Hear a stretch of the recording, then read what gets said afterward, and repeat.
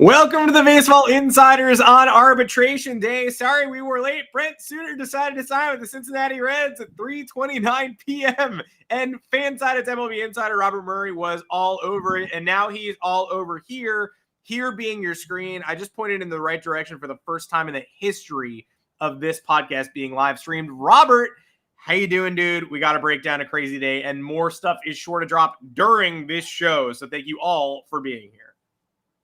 Yeah, thank you all for being here. Crazy day so far.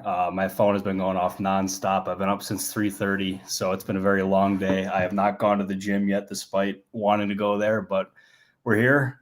Scoops are happening in real time. Life is good. Adam Weiner, how are you? I am good. We've got some questions from the All-Stars in our Discord. Of course, we will get to those, and they get first priority when we open the floor for questions. But it's tough to get to the question portion of today's show just because there's so much to get through. First, I'll do our sponsor. It's DraftKings today. They're offering a fantastic sign-up bonus for new users. You can place a $5 first bet on anything to instantly claim $150 in bonus bets. You'll also be rewarded with a separate no-sweat single-game parlay every single day when you opt in, and you'll receive both rewards even if your first bet loses. That's the best part. When you join DraftKings, just make sure to sign up with our code BaseballInsider. Using our code BaseballInsider not only gets you the great bonuses, it also directly supports the podcast.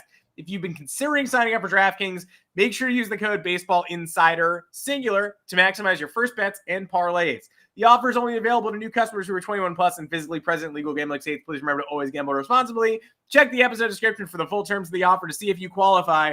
Something that is not 21 plus, something that's open to everybody. The Baseball Insiders Discord, the only spot where you can get scoops from Robert Murray and where you control me in between shows.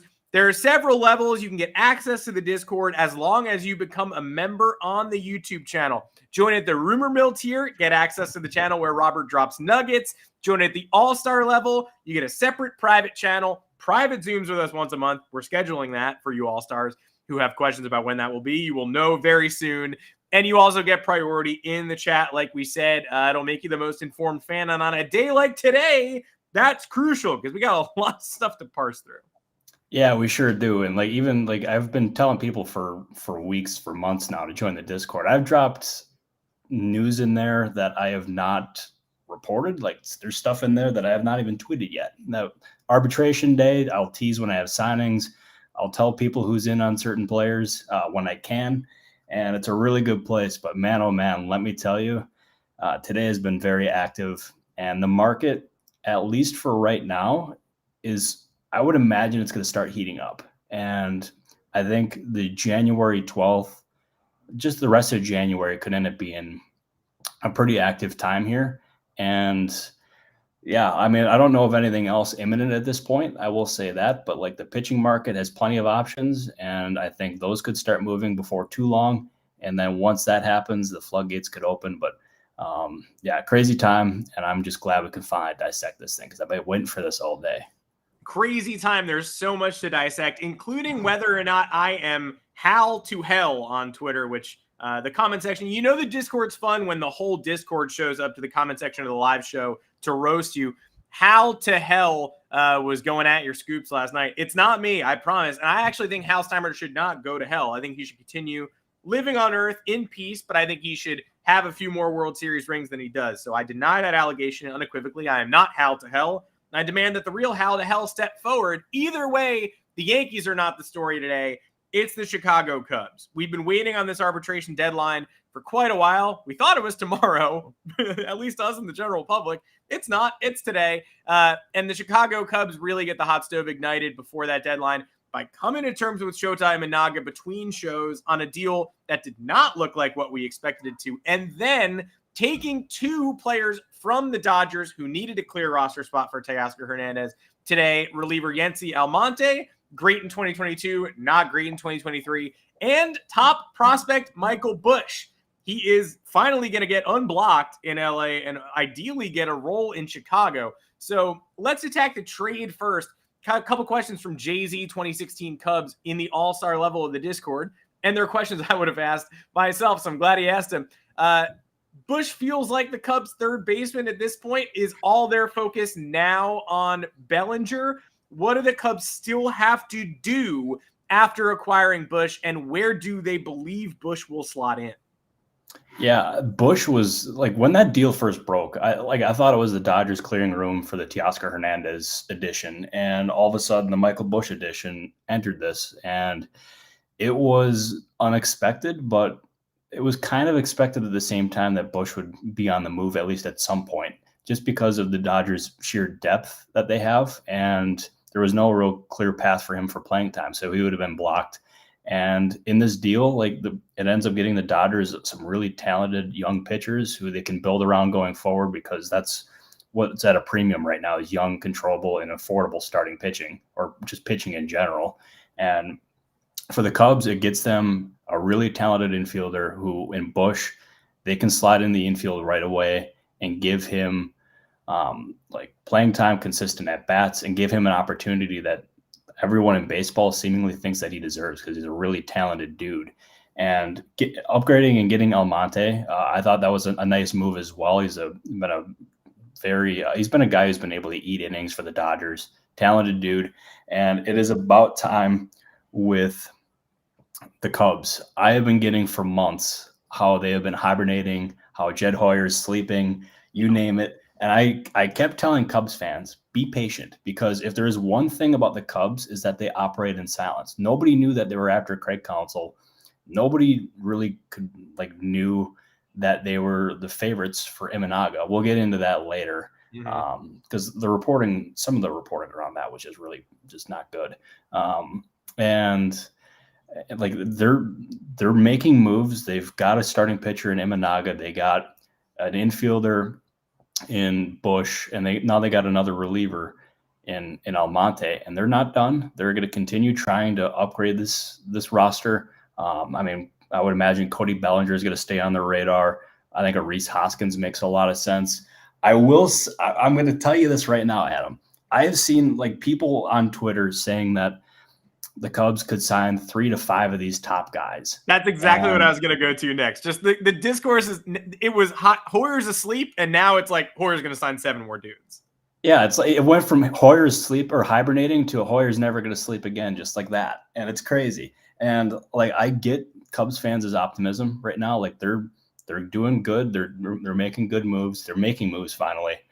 But the thing is signing 3 to 5 marquee free agents is really, really, really tough. Obviously, the Dodgers have done it, and there's just not many teams who can pull that off. I don't know what the Cubs' offseason budget is by any means, but I see people thinking that they're going to sign Chapman, they're going to sign Bellinger, they're going to sign Hoskins, they're going to sign some of these starting pitchers, they're going to sign Josh Hader. They're connecting them to all these guys. I think at the end of the day, the Cubs are likely going to add at least one of them, but 3 to 5 of those guys, I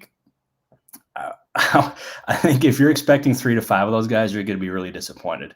And that's totally okay, because if they're able to continue this offseason with adding 1 or 2 of those other top guys, then I think that was a successful offseason. And Hoyer should not be clowned for that, and no one should think that he was actually hibernating, because he was not. He was working in silence like he always does. And all along, he was establishing himself as the most desirable destination for Imanaga, who, according to what we've heard, turned down larger offers to join the Cubs. And that offer also, the contract ended up nowhere near where we thought it would go. There were reports he was going to pass $100 million. Then there were reports it was 2 years, $30 million with a bunch of escalators. Fell in the middle there. So what do you know about how this came together? You hinted that the reporting was off on this from the beginning. We heard so much about the Giants as front runners. The Angels were involved. And ultimately, we ended up hearing there were mystery teams chirping around. Some of them offered more than the Cubs. He preferred the Cubs as his landing spot. So what did you hear about how this actually played out? Yeah, it was there was definitely interest in Imanaga, and there was a few teams involved until the very end, but the Giants and the Angels were not among them. And the Giants were never really a favorite for Imanaga. Now that I've had some conversations with people after the fact, and I know Alex Pavlovich, who is a tremendous beat writer for the Giants, he said the exact same thing. And the Giants, they viewed him as a bottom of the rotation type starter, and the Angels, I never really got the sense they were that truly involved in that market. And that's why I was really confused seeing the reports that they were among the favorites. And it was kind of confusing. I think maybe the price could have been an issue. I mean, if it was like $100 million in that range, but like it was just, I don't know. I just never viewed those two teams as seriously involved. And the Cubs, they were in on him from the get go, and he is someone that they identified as a target. He apparently lives in the Chicago area, according to Jesse Rogers of ESPN, and I mean that had to have helped his chances of going to the Cubs. There was other teams involved. I know the Pirates were reported as one team that was interested, and yes, that is true. That I can confirm that the Pirates were involved. I don't know to what extent. I know there's been reports of an offer that's twice the amount that he ended up signing for. It's interesting. I'm not able to like confirm that, but I know he had some good offers out there. I'll say that much.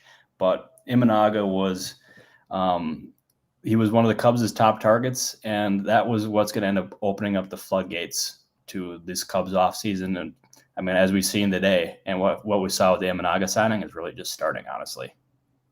Yeah, well, we can't all make Luke Weaver money like the New York Yankees are giving out today, but some of us do better than others. Good for the Cubs and good for Cubs fans for getting off the schneid. Good time now, I would say, before we move on, to address another all-star question just because it's relevant, as well as some of the comments are chirping at the same thing. You mentioned the Angels, you heard they were not so involved on Imanaga, at least as involved as the public believed. We had a question from Beyond the Halo, our Angels person in the chat. Have you heard similar things to what John Heyman is reporting, that the Angels are, quote, in a holding pattern? We have a lot of Angels fans in the chat wondering if their offseason is over before it started, etc. And you've heard sort of contradicting things about the Angels at various points in the offseason. What would you expect from them for the rest of the season? I know they were in the outfield market before Teoscar Hernandez went. I mean, what's their basic vibe at this point? Yeah, the Angels, I think what Heyman reported was spot on. But that's the thing, is I think they've kind of been in a holding pattern all offseason with what they're going to do here. And they obviously had to wait for the Shohei Ohtani sweepstakes to play out and to see if they were going to be able to bring him back. But that always seemed like a pretty unlikely scenario. And I think they knew that internally once they didn't make the playoffs last year. And this offseason, they have scoured the markets for a lot of different players. They have, and I kid you not, they have checked in on outfielders, they've checked in on infielders, they've checked in on starting pitching, and they've checked in on relievers. They have literally checked in on most of the players in the market, probably all of them, honestly, just because that's what they do. They want to identify value and see what exactly is out there. And I know people are frustrated with the lack of spending that they've done this offseason, and really it's just, I mean, I understand the frustration, especially after losing out on Ohtani, and you've never, like, the fact that they've never won with Ohtani and Trout on that roster is it's stunning. But it just speaks to the kind of roster that they've built as a whole. And it's just really top heavy, and it's really never had depth, or it's never had pitching. And I think this offseason we're gonna see them. They're gonna sign guys for sure. Like, I've heard them connected to Adam Duvall. I've heard them connected to Michael Taylor. I've heard them connected to Marcus Stroman. The one that I've really heard the most varying things on with them is Marcus Stroman. Like, you talk to one person, they say that they're in. You talk to another person, it sounds like they're kind of in, but I don't know. Like, I'm having a hard time getting a sense of just how involved they are in the Stroman market. I don't think they're going to be a team that, unless Blake Snell's price comes down, I don't think they're going to be involved in that, because I can't see them giving Snell a 7-year for like a $200 million contract. I can't see that happening. But if his price comes down, or some of the other top guys' price come down, then maybe. But I think it's going to end up being an offseason where Angels fans might be underwhelmed. That is just a guess at this point. That's subject to change, because, as I've said many times in this podcast, the Angels' offseason plan or their midseason plan can change just depending on how Artie Moreno wakes up that morning. He is a very unpredictable guy, but yeah, it just, I don't know. If I was an Angels fan, I would go in not expecting much, just so you can't be disappointed. But that being said, I mean, I would understand why you're disappointed at this point for sure. It's a hilarious offseason where every fan base feels that way. Even Cubs fans felt that way 48 hours ago. And now all of a sudden it's, can they get Hader and Bellinger and Chapman and Rhys Hoskins? Can we keep adding? It's a flip-flop offseason.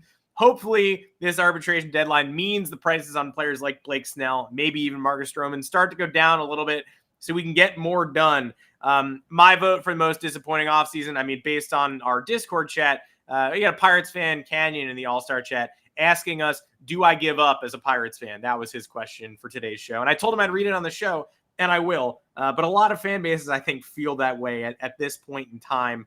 And I don't know, one of the only fan bases that has been emboldened this offseason, the Los Angeles Dodgers, of course, they are the flip side of today's Cubs trade. They get rid of Bush. They get rid of Almonte. They only have to clear one spot for Teoscar, and they clear two, which has Dodgers fans wondering about, is something next? Is it the bullpen market? We had an all-star question asking us to break down the bullpen market from Dodgers fan 89. He's like, hey, what about Hader? What about Jordan Hicks? What about Brazier? What about Stevenson?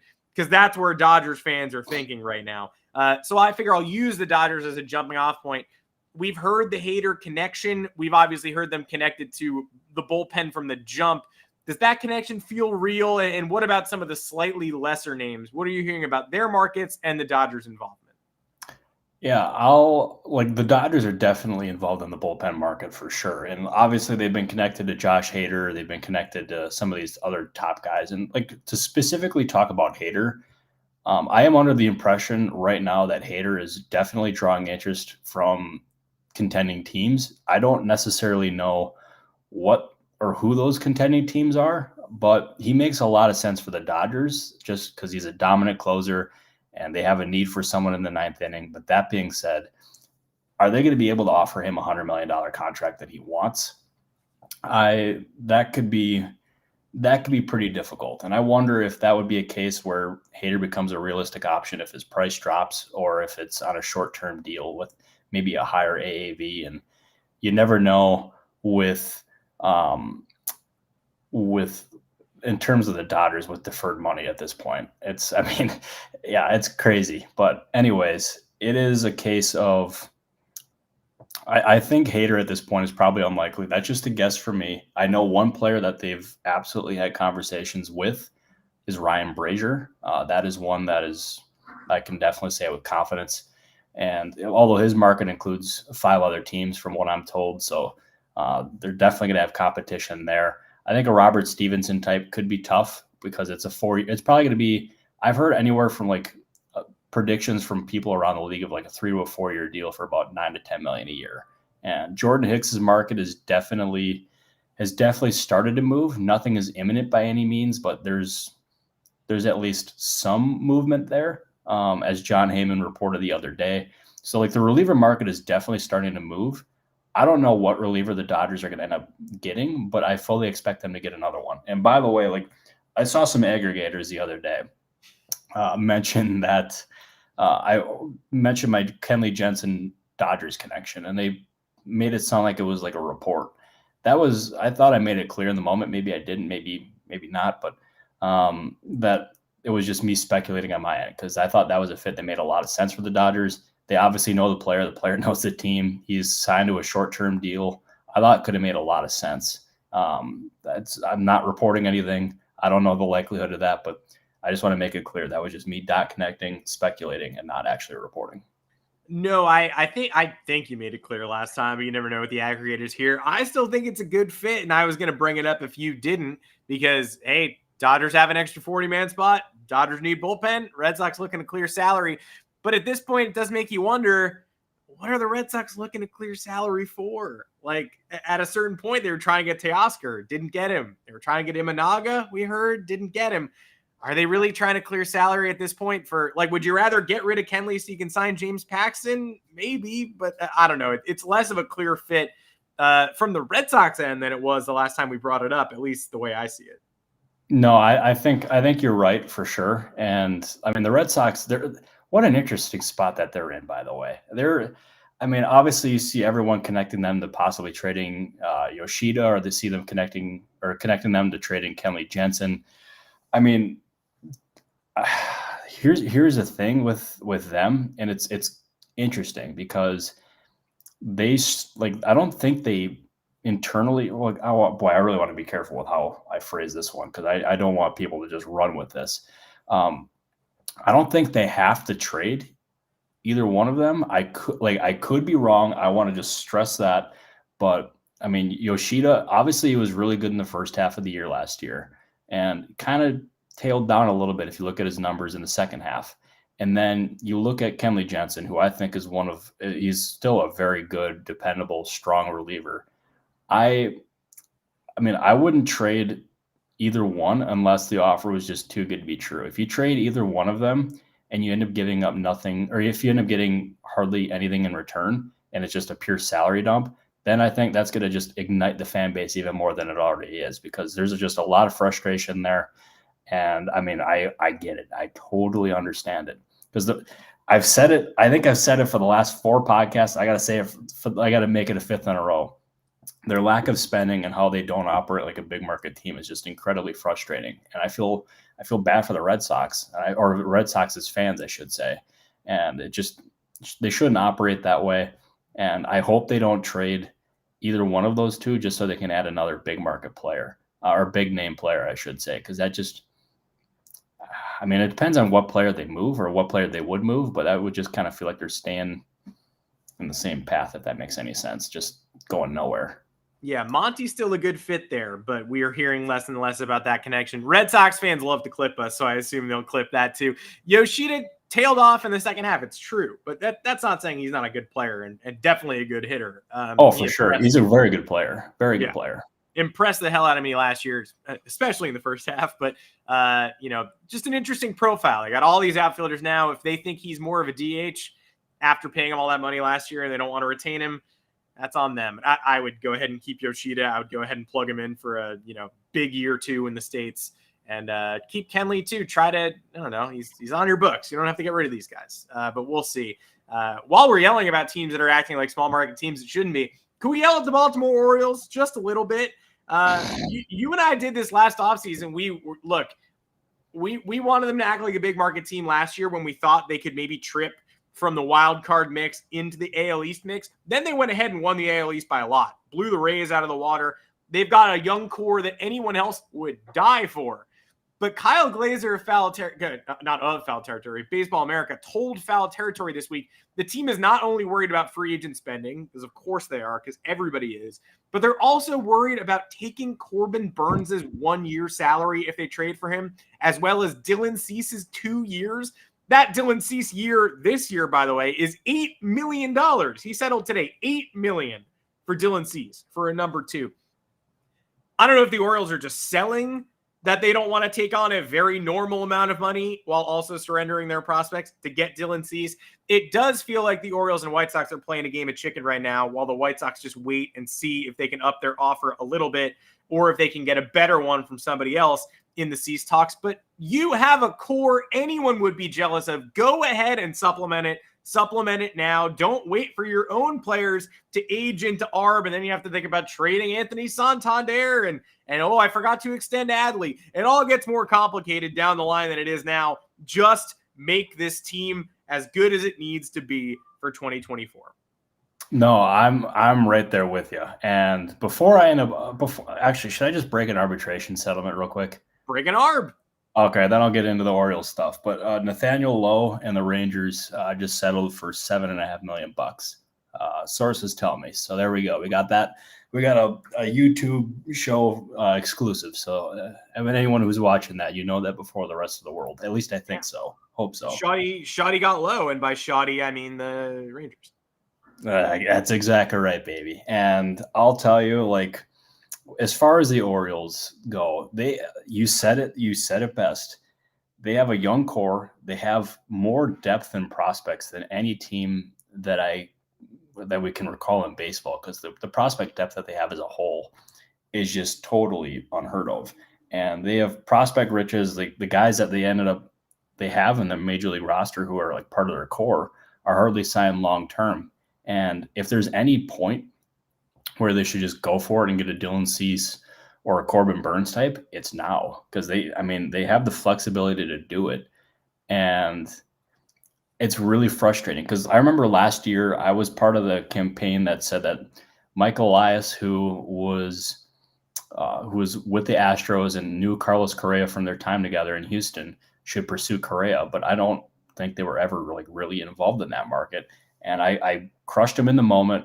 And like I will say it again. I think now that they should absolutely take the big swing. Take a swing, go get yourself a starting pitcher, a high-end one at that, and prosper. Because I think that would end up making them, they're already a really good team now. That could end up putting them closer or even over the top. And I think they should do it. I'm really curious why they're not. I'm wondering if it's an ownership thing, just my speculation. But I mean, the history with them spending in free agency would track with the ownership there because they've hardly ever done it. And just bizarre because that team feels like they're absolutely in a position now to make the big move, and yet they haven't. And I'm just losing optimism that they're ultimately going to do it. Supremely athletic last year at almost every position. More to come. Jackson Holiday untouchable, but there are plenty more people who should be tradable at this point in time to get you Cease, Grayrod sophomore year, Bradish in a playoff rotation. Because last year, one of them got beat up by Texas a little bit, and then it all went downhill very quickly, and that series was over in the blink of an eye because it was young pitcher, young pitcher, young pitcher.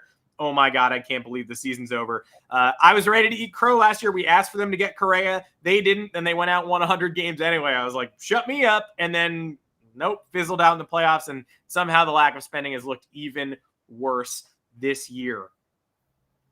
So you could not have timed this any better, Rob S. For any Jays news, I got an arbitration settlement there if you're interested. They just settled with Dalton Varsho for $5.65 million. So they just avoided arbitration with him. And for Angels fans who have been wondering, I had someone in the Discord send me something about Patrick Sandoval. I put in the Discord that he ended up settling with the Angels. That's still not out yet. Might as well just put it in here now. He settled for $5.025 million. So there we go. Sorry for the interruption, but I'm just want to deliver news while everyone's here. That's what we're here for. Not an interruption. I was just going off on the Orioles, but we went off on the Orioles enough. What else do we want to hit? I guess we haven't publicly talked about this rumor that Marcus Stroman and the Yankees were emerging as the top team in the Marcus Stroman field. I mean, you said it earlier in the show that you've got the Angels thinking about Stroman, you've got the Giants considering Stroman. Yankees and Stroman still feels like a terrible fit to me. I guess let's just address that once and for all here. Yeah, this is the Marcus Stroman. The Yankees and Marcus Stroman report to me does not pass the smell test. And I just don't think that is going to be something that happens. I think that was just I don't know. That report caught me way off guard. And everything I've gotten to gather is there's more teams that are more strongly involved than the Yankees than on Stroman.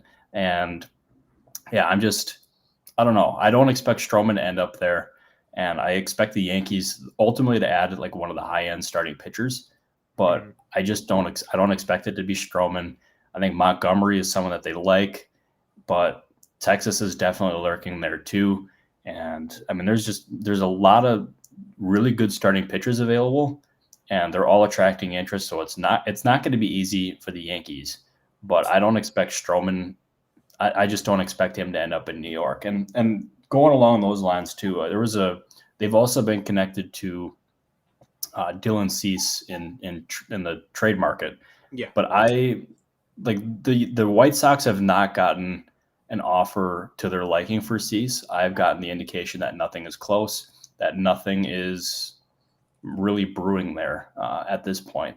And so I think at this point, considering that the Yankees have already made the big trade for Juan Soto, their prospect depth isn't what it once was. They still have prospects for sure, but it would make a Cease trade really tough, especially considering that he signed for 2 more years. So I think that could end up being something that's that's difficult for them to pull off. So as I said, I don't know which one it's going to end up being for the Yankees, but I just don't expect it to be Stroman. And unless something changes, then I don't expect Cease. I don't even know if Cease gets traded this offseason at this point, because it's just the interest is there, but just no one is really stepping up with their offers at this point. Well, the Yankees did already sign a co-ace today in Luke Weaver, so we'll see if they're able to add a supplementary piece like Blake Snell or Dylan Cease or James Paxton down the stretch like they're talking about here. Yeah, the Yankees did thin out their upper minors in terms of pitching depth for Juan Soto and for Alex Verdugo a little bit. Don't forget about Richard Fitz. So that's why they're collecting names like Weaver and Cody Poteet and, AAA Major League swingmen types, because they need to fill innings there, depending on what they get from Will Warren, from Clayton Beeter, from Luis Heel. Yankees have a lot of upper level. Like, they thinned it out because they had a lot of it. They still have a good deal. Chase Hampton, top 100 prospect. But it's not quite what it used to be. Michael King won't be there. Drew Thorpe won't be there. Brito Vasquez. So they need to fill out innings. They need to get, I would say they still need to get a bona fide Major League starting pitcher. But we'll see what they do down the line. And we'll learn later today where they settle with Juan Soto on this potential record-setting 1 year, final year of Arb deal, because that's still coming down the line. And as far as I know, no word yet there. That's what John Heyman said. Everybody knows it'll be a record, just how much of a record it'll be. Yeah, and what Heyman said, like, I don't have knowledge on this one, admittedly, but what Heyman said is it seems like they're going to eventually come to a deal, and they're going to avoid an Arb hearing. They just don't know exactly what that number is going to be quite yet. So stay patient. But based on Heyman's phrasing and how he worded it, I think eventually they're just going to end up coming to a deal. So no harm, no foul there. Yes. Well, great. Open up the notebook before we leave if there's anything that I haven't covered. But I do feel like we could talk Joey Votto for a little bit, because we did hear that there are some teams interested in Votto earlier this morning. I don't know if you have any intel there. I see some comments about, who is Votto a Jays option. For me, it feels like if you just had Brandon Belt on your team, you could use Joey Votto. That's the Giants. That's the Jays. But I don't know if you're hearing anything else on his market. Yeah, I mean, what Bob Nightingale said, there's 3 teams involved. I don't know the specific teams there, but that's going to end up being I can't imagine that's going to be something that's imminent by any means, just because, I mean, there's 3 teams. He's probably going to end up being a 1-year guy. He was declining last year. And I mean, he's very talented. Like, he's a very well-respected dude, talented. What he can bring to a young clubhouse, or just any clubhouse in general, cannot be overstated, because he's just a super valuable piece, especially for the kind of price that he's going to eventually command. But I don't know of anything imminent there. I see a question here from Hayes Clark asking if the Angels are the leader for Stroman. I would not say that at all. That's one thing. Like, when I say that, is I try not to make anyone. I don't try to list favorites, because that's just a really dangerous game to play. And yeah, I know the Angels like him. I know Ron Washington likes him, but I wouldn't name anyone the favorite at this point. But there's just a few teams involved there. I mean, you can't list favorites, because every time we've seen anybody list favorites this offseason, it has not been true. Dude, it's been brutal. And actually, this is something I want to address too. Is there was somebody who took a screenshot of some of my tweets, and and he ended up tweeting it the other day. I realized this is Hal to hell, right? Yeah, exactly. Hal to hell. And I want to make this abundantly clear, is I knew he wasn't bashing me. But that's one thing I try to do, is I try to bring the facts. That's what I've always been in this to do. And I want to report done deals. That's how I've always reported stuff. Or if it's close, when I know what's going to happen, that's when I end up sending it. But it's just the amount of bad reporting this offseason has just been incredibly frustrating. And I feel bad for fans. I feel bad for Blue Jays fans. I feel bad for all sorts of fans that have been caught up in these rumors, because they can be exhausting on my end, but I can only imagine what it's like being a fan and getting your hopes up only to be crushed. I mean, that happens with me with the Eagles, of course, but this is a different thing. But I try to be the difference, and I want to be the difference. And I just appreciate all you guys supporting me. I appreciate Hell to Hell for noticing, because that just ended up opening up a can of worms that I could never expect, because I'm not kidding you, I had agents, I had executives, fans, I had all sorts of different people reach out to me after that. So I thought that was really cool. So thank you, Hell to Hell. I hope he doesn't go to hell though, because I mean that's no one deserves. Well, I mean not no one, but but no. Next up on the Baseball Insiders, a list of people who deserve to go to hell. Yeah, but I'm not saying hell. I'm not saying hell, but no, I just appreciate you all. That went in a different direction than I had hoped, but I hope the sentiment was not lost in that. It was not lost, and we will not do that episode yet. Maybe during a slow period. Two more teams I just want to get to quickly because I'm seeing them pop up in the comments, and they were in the All-Star channel. So I don't know if we have anything on the Phils, but we haven't had anything on the Phils since the Aaron Nola signing a month and a half ago. But I wonder where they're at, and obviously, I think an Athletic column on how Ha-Seong Kim trade got Padres fans a little stoked this week. So those two teams I'm looking at right now, kind of side-eyeing. How do you feel about the Phillies and the Padres?